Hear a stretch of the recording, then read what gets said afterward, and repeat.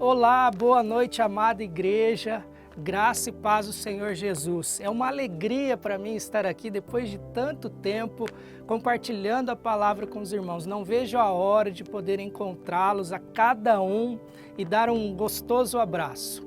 Nesse momento a gente tem visto quão gostoso é abraçar o outro, né? Mas nós não temos a possibilidade de fazer isso nesse momento, mas eu creio que em breve o Senhor vai nos abençoar e nós teremos essa possibilidade novamente. Hoje eu quero conversar com você e compartilhar a palavra de Deus lá no livro de Neemias, capítulo 1. Eu convido você a abrir a Bíblia e diz assim: Estas são as memórias de Neemias, filho de Acalias. No mês de Quisleu, no 20º ano do reinado de Artaxerxes, eu estava na fortaleza de Suzã. Anani, um de meus irmãos, veio me visitar com alguns homens que haviam chegado de Judá. Perguntei-lhes a respeito dos judeus que haviam regressado do cativeiro e da situação em Jerusalém. Eles responderam: As coisas não vão bem para os que regressaram à província de Judá. Eles estão passando por dificuldades e humilhações. O muro de Jerusalém foi derrubado e as suas portas foram destruídas pelo fogo. Quando ouvi isso, sentei-me e chorei durante alguns dias. Lamentei, jejuei e orei ao Deus dos céus. Queridos, nós todos sabemos que, como seres humanos, nós estamos num constante progresso de desgaste. Temos um corpo físico que está a todo momento sujeito a doenças e um componente espiritual sujeito a enfermidades emocionais. Todos os dias, você e eu lutamos para nos fortalecermos, mas em alguns momentos encontramos a nossa alma, os nossos relacionamentos, os nossos negócios ou até mesmo a nossa vida toda em ruínas. E nessa noite é sobre isso que eu quero falar, as ruínas da nossa vida. Isso mesmo, sabe aqueles sonhos, seus projetos, talvez o seu casamento, relacionamentos com filhos, com amigos, negócios que porventura, em determinado momento da vida, foram ao pó, se tornaram apenas poeira? São dessas ruínas que eu quero falar. Na história, nós podemos ver pessoas que marcaram a humanidade e podem encher os nossos corações de esperança por terem desenvolvido uma incrível capacidade de olhar para as ruínas da vida com um olhar totalmente diferenciado.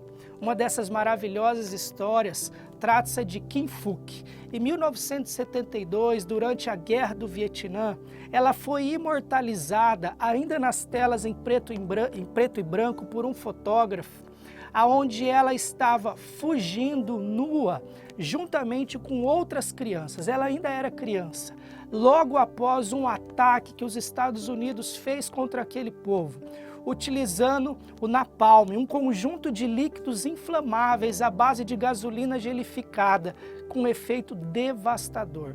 Nessa foto, como eu já disse, ela corria em prantos e nua, enquanto as dolorosas queimaduras a consumiam.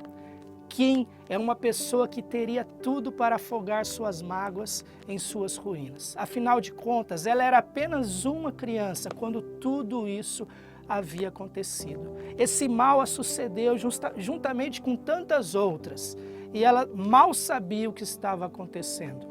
Entretanto, a história revelou ser totalmente diferente com Kim.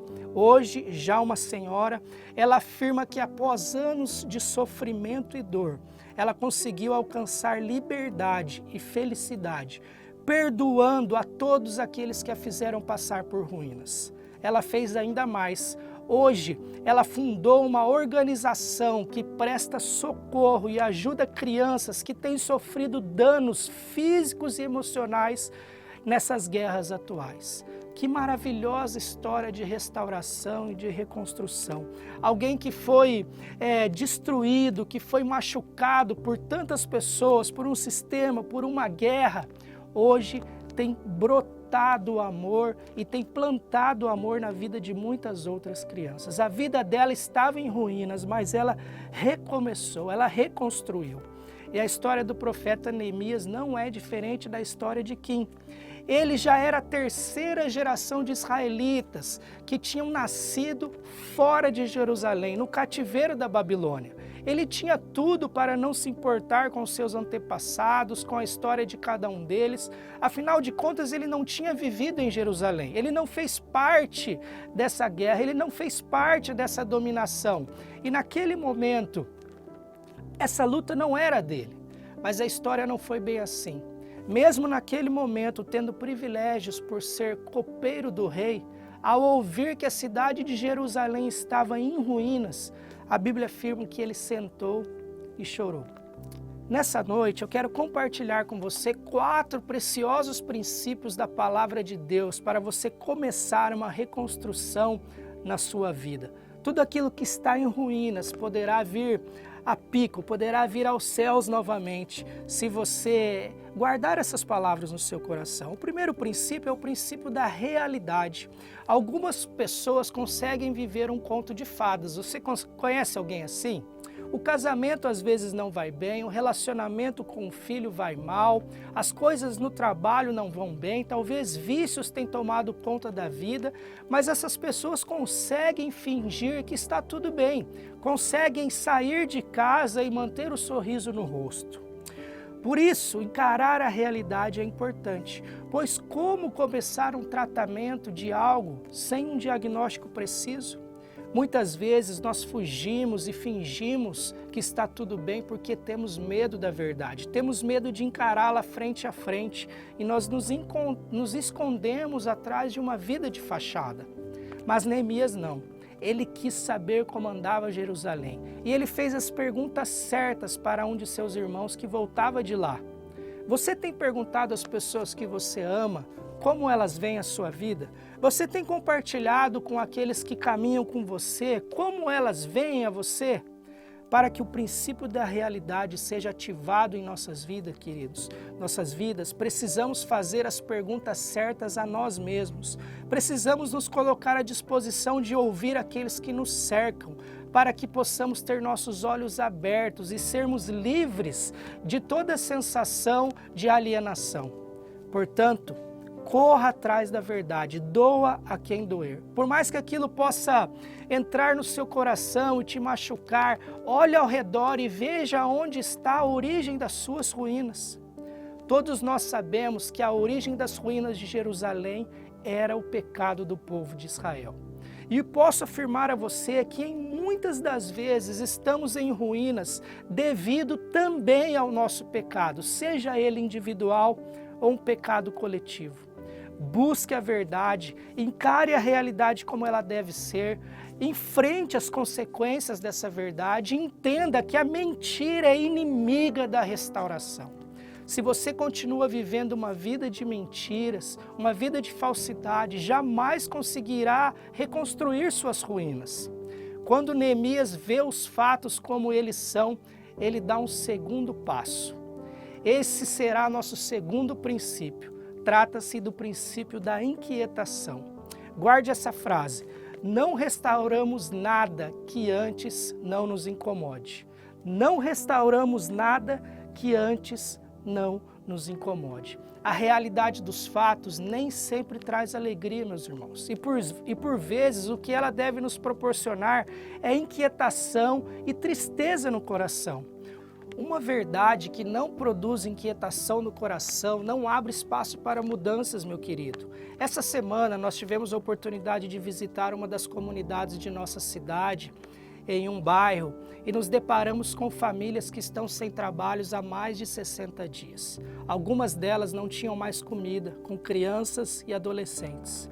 Nos informaram que o pai sai para pescar todos os dias e se porventura consegue pegar um peixe, eles estavam comendo, caso contrário não. Isso está acontecendo ao nosso lado, meus irmãos. É impossível ouvir uma realidade, uma verdade dessa e não ter o seu coração inquietado e impactado. Entretanto, algumas pessoas continuam em ruínas porque ao ouvir a verdade preferem continuar com seu orgulho, com suas vidas de falsidade, porque inquietar-se dói, saber a verdade dói. Como dói olhar para dentro e ver que podemos fazer algo e não fazemos. Como dói muitas vezes olhar para dentro e perceber que o nosso casamento está ruim, destruído, porque nós somos o principal motivo. Como dói olhar um relacionamento com um filho e saber que vai mal porque em algum momento nós cometemos algum erro. O princípio da inquietação é muito importante porque ele nos tira da inércia. Felizes são os que descobrem a verdade e se inquietam. Nós não podemos esquecer que as maiorias das revoluções da história partiram de inquietações. Martin Luther King inquietou-se com a segregação racial nos Estados Unidos e deixou que aquele país fosse reconstruído a partir da sua luta. Nelson Mandela, de igual forma, na África, no conhecido apartheid. Esses homens tiveram a verdade exposta em suas faces, seu coração inquietado pela realidade que gerou uma inquietação ensurdecedora, a ponto de os tirar da inércia e fazer algo. Para que as ruínas da nossa vida, da minha vida, da sua vida seja reconstruída, nós precisamos orar ao Senhor, clamando a Ele que todas as áreas problemáticas que nós temos nos incomodem de forma profunda. O texto também nos apresenta um outro princípio muito importante. Quando Neemias recebe a notícia da deplorável situação de Jerusalém, ele senta e começa a chorar e faz a seguinte oração: confesso os pecados que nós, os israelitas, temos cometido contra ti, Senhor. Sim, eu e o meu povo temos pecado. Agimos de forma corrupta e vergonhosa contra ti. Não temos obedecido aos mandamentos, aos decretos e às leis que deste ao teu povo, ao teu servo Moisés. E aqui começa o terceiro e creio que um dos mais importantes princípios da reconstrução. É o princípio da confissão.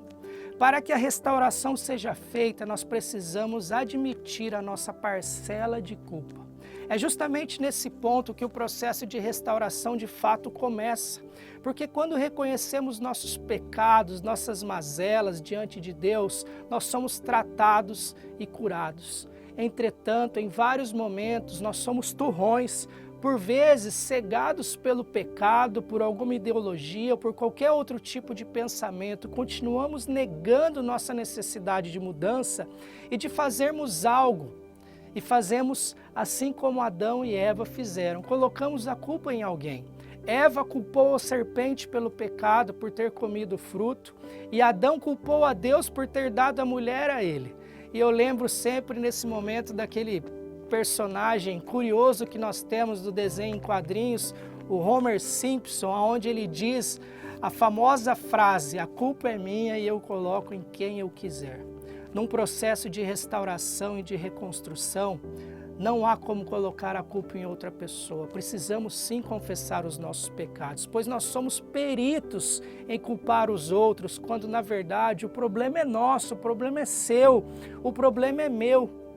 Entretanto, se você quer ver as ruínas da sua vida sendo reconstruída, quebrante-se diante de Deus. Derrame sua alma diante dele, confesse seus pecados a ele, a seus filhos, sua esposa, seus amigos. É extraordinário quando chegamos para alguém de carne e osso e confessamos nossos pecados. Recentemente magoei pessoas que eu amo e após uma longa conversa, sinto que nossa amizade foi fortalecida, nosso relacionamento se tornou mais forte. Sabe por quê? Porque não há nada que o poder da confissão e do perdão não possa restaurar. Deus está de braços abertos esperando para que você volte para casa como um filho que se foi. Ele está pronto para lhe perdoar os pecados e fazer de você um reconstrutor de ruínas. Eu gosto muito do Salmos número 51 e eu gostaria de ler os primeiros versículos com os irmãos, que diz assim: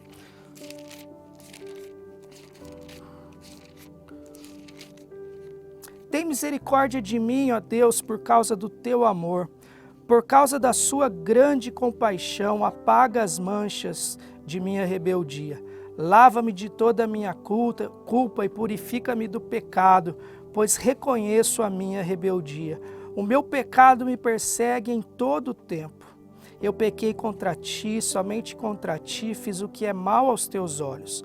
Por isso, tens razão no que dizes, e é justo o teu julgamento contra mim, pois sou pecador desde que nasci, sim, desde que minha mãe me concebeu.